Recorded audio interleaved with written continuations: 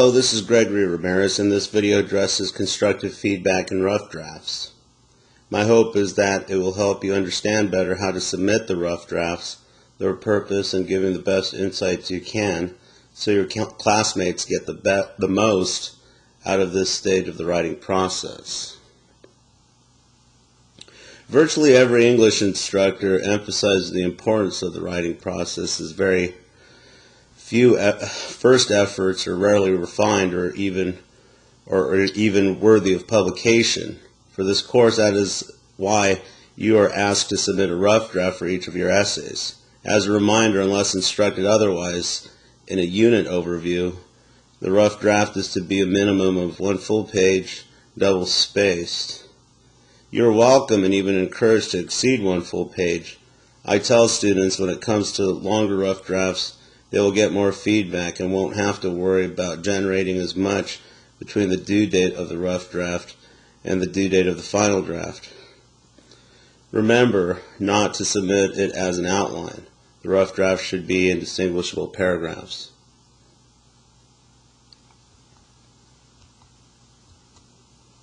The rough draft for the first essay was submitted directly to the instructor for feedback.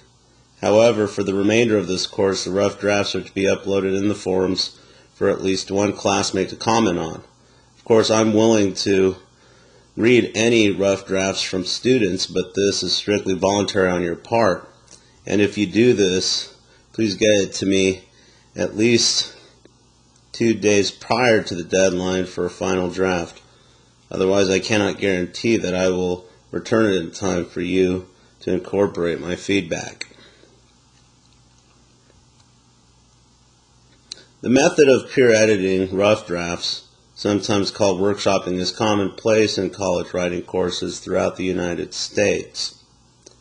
In some cases, this is done in groups, and in other cases, it is done as an entire class.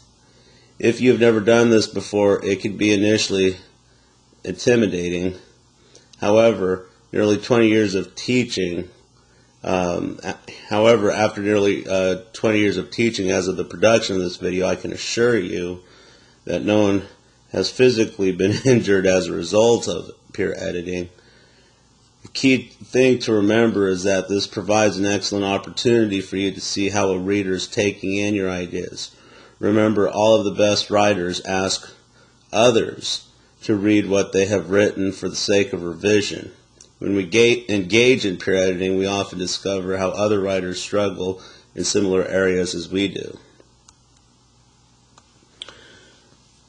When you upload a draft, it may not be a bad idea to write a brief description of something specific you want the reader to address in his or her response.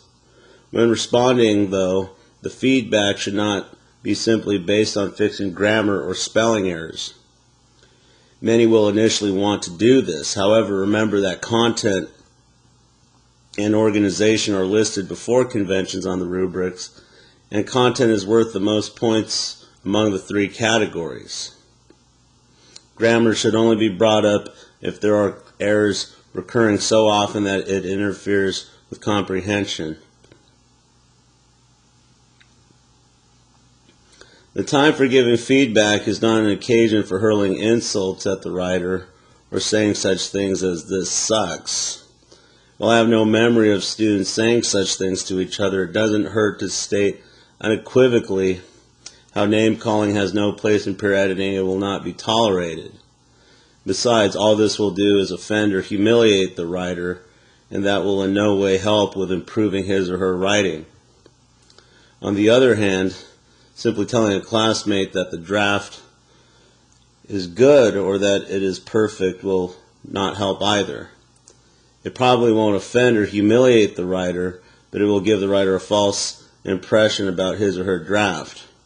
Whenever we do peer editing, we want to meet that happy medium we call constructive criticism.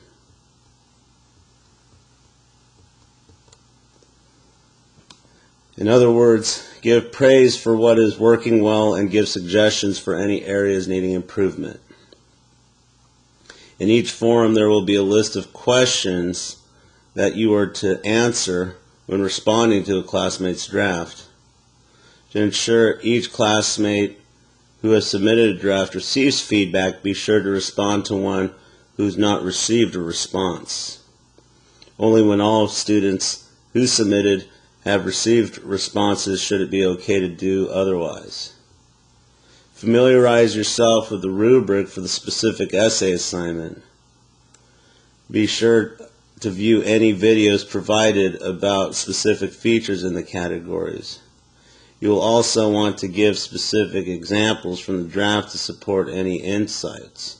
For example, if you believe the wording in the thesis statement is confusing, this may require you to copy and paste certain sentences from the draft and to highlight a word or a phrase. I would also encourage you not to procrastinate. That way you will not be rushed to meet the deadline for posting your response. A basic rule of thumb for providing feedback would be this: give the type of feedback to your classmate that you would want to receive. If you have any questions, please contact me either by email at gregory.ramirez@sccd.edu or call me at 559-675-4832.